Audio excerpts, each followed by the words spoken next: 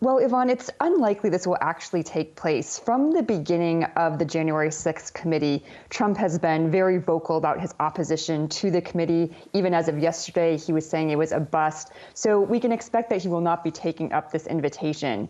What that means is there will be several options for the committee. They can try and go through litigation to try and get him to testify.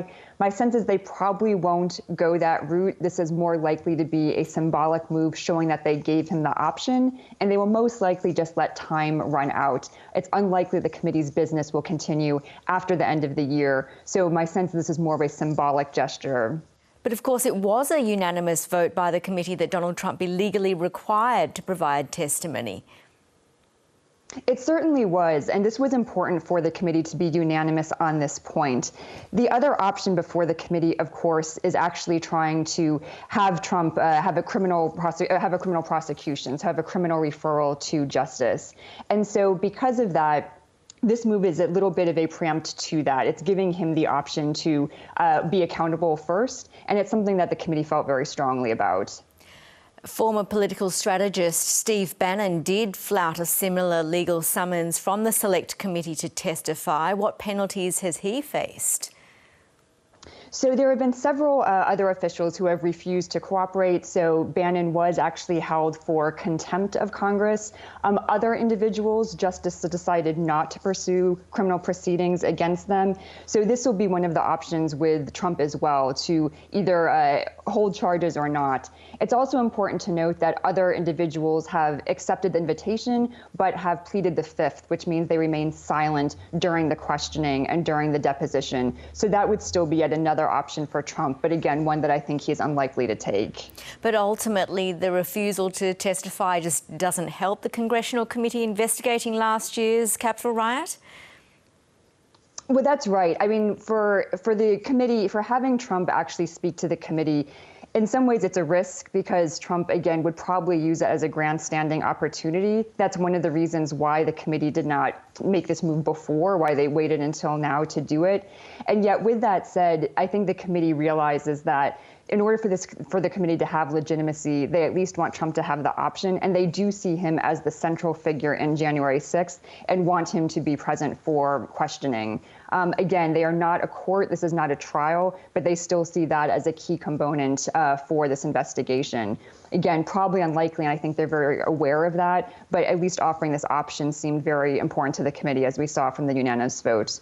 And Julie, can you update us on where the investigation is at the moment?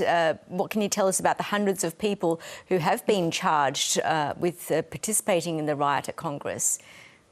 Yeah, so this is really important to note that the Justice Department is doing a mass investigation of January 6th alongside this congressional committee. So there have been hundreds of arrests. This last month, we've started to see the trial begin for some of the very far-right groups in the United States, especially a group called the Proud Boys that were very involved in January 6th. So those prosecutions are going forward, some with very high charges, such as sedition. So justice is continuing that investigation. Trump and his allies may or may not be part of that. And yes, we also know that Trump is involved in several other legal investigations, such as the Mar-a-Lago documents investigation as well. And during the hearing today, the committee showed never-before-seen footage of Congress being evacuated as a building was breached. What stood out to you? Yeah, so the committee laid out, again, some things that we knew before in terms of what Trump knew about the violence and whatnot. And I think the footage that they show from the Capitol throughout all the hearings has still been the most moving in the room.